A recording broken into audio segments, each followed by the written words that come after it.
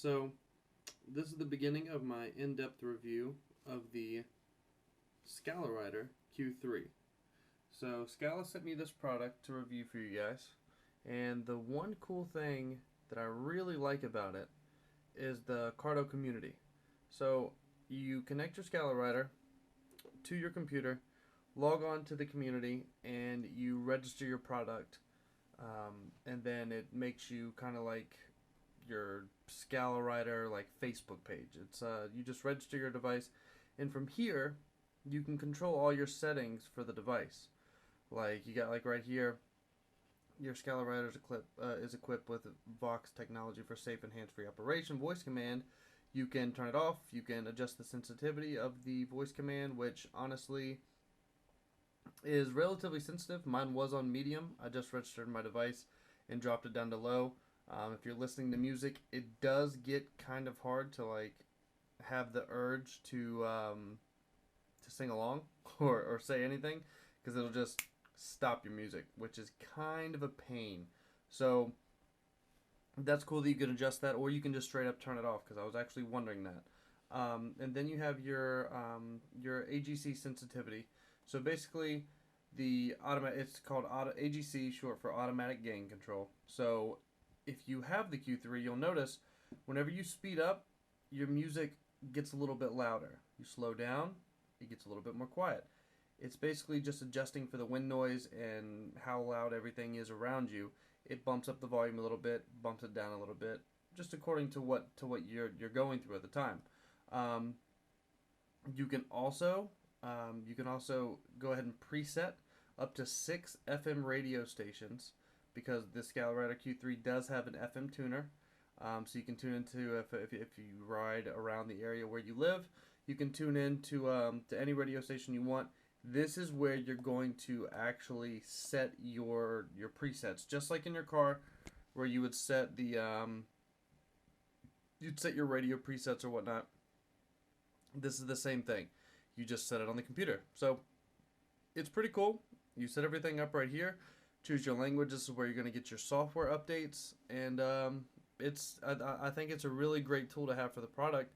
And this goes for all of the Scala products. It's not just the Q3, the G9, the Q1, all across the board. They're all on here. You get a Scala product, and you throw it up there. So I really think Cardo really did a great job making something like this for the product.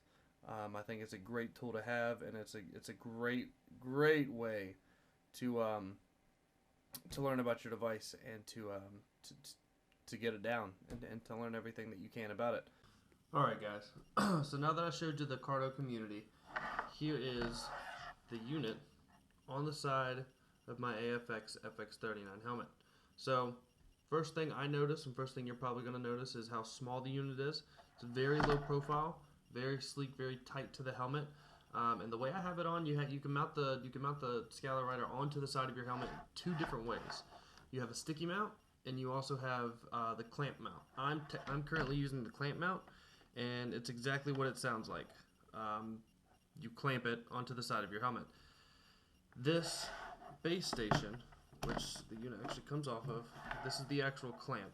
So right here, this opens up, you slide it onto the side of your helmet, and then you secure it with these two little Allen screws right here. Very simple, very quick, very easy, no issues at all. Now, with the Scala you're going to get a boom mic, a wired mic, and then your 2 headphones, or not headphones, the 2 speakers that are going to go inside the ear holes of your actual helmet. So right here is your microphone.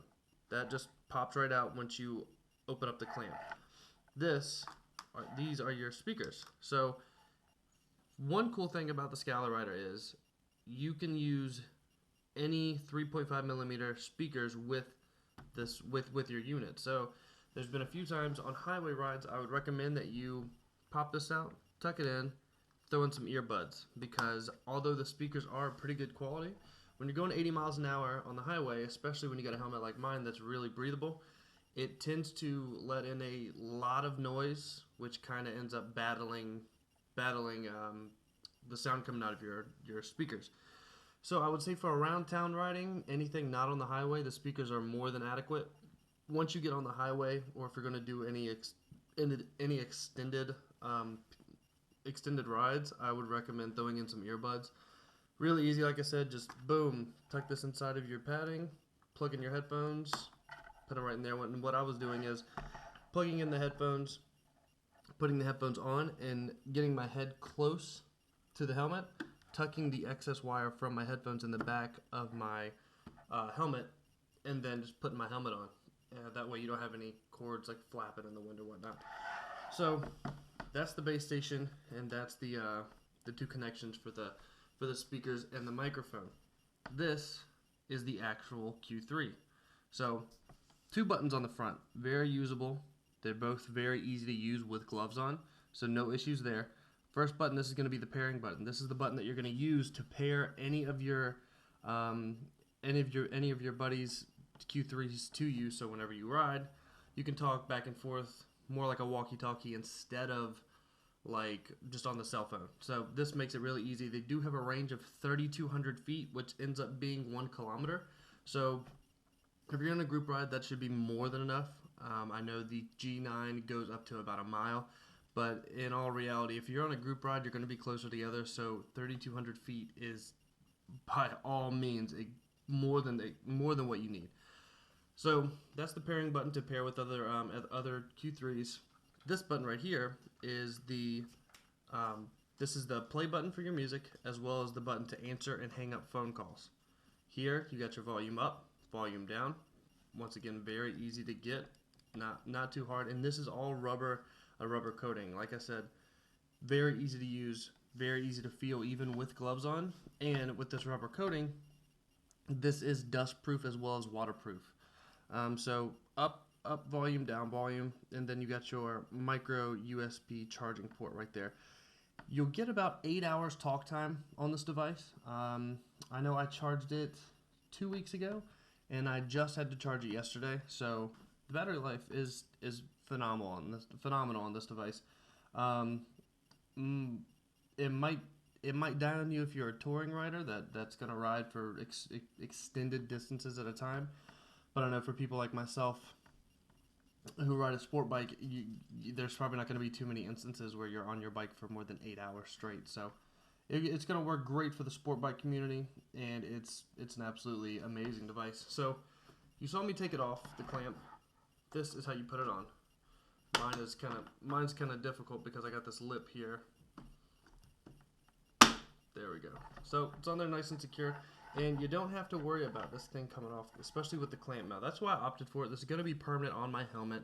There's no need to put a sticky mount on it. There's no need for that. So I just threw the clamp mount on there, and if any time I want to take it off, I just undo the 2 Allen screws, pop it off, and I'm good to go.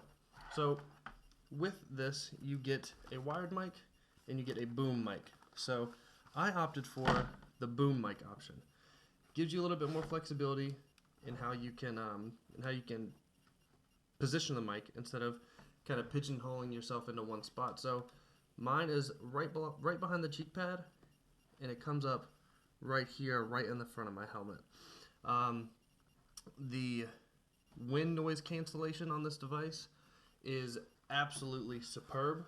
The first conversation I had was with my mother, who called me while I was riding.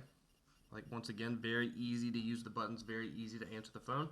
And answered the phone, she had no idea that I was even riding. So that right there is a testament to how good it works, because not only was I riding, but I was on the highway going about 85 miles an hour. And like I said, I don't have a chin skirt.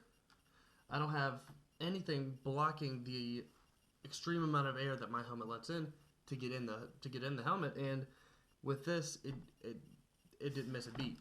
My mom couldn't even tell that I was even on the motorcycle. So right there, I was like, wow, that's pretty amazing. I did use it with another rider while we were riding. Only issue was he had a Scala device, so we weren't able to pair them together. He had an SMH10. We weren't able to pair them together, but we did link our phones to our devices, and then just simply call each other. So that was very simple as well. I will say, while we were riding, I experienced a lot of wind noise on his end. Not sure if that's common or it was just kind of the way he had it set up, letting in an extreme amount of wind noise. He didn't experience any wind noise on my end, but I did hear quite a bit of noise coming from his. So not really sure what caused that, but I don't know. I did experience wind noise with the Cena, but he didn't experience any with mine. So I don't know if that just means that this has better wind noise cancellation than the Cena does or not. But hey, just figured I'd let you guys know that. So what would I rate this product? I would have to say that for the Cardo the Cardo system online that lets you customize all the settings on it and connect with other riders, I think that is a absolute A+. That was a home run. The fact that you have updatable software on it is another home run. I would have to give the speakers in the headphone probably an 8 to 9 out of 10. Like I said, perfect for city riding. Once you get on the highway, though, it gets a little bit difficult to hear, but I would never, ever, ever expect to hear these with those low-profile flat speakers. I would never expect to get amazing sound while on the highway going those speeds. So that was something I expected, but I think it completely makes up for the fact that the speakers aren't the most amazing in the world because you can plug in your own earbuds. And to be quite honest, I would prefer that regardless of how good the speakers are, simply because it's going to give me a total noise cancellation with them in my ear, actually having the physical earbuds in my ear.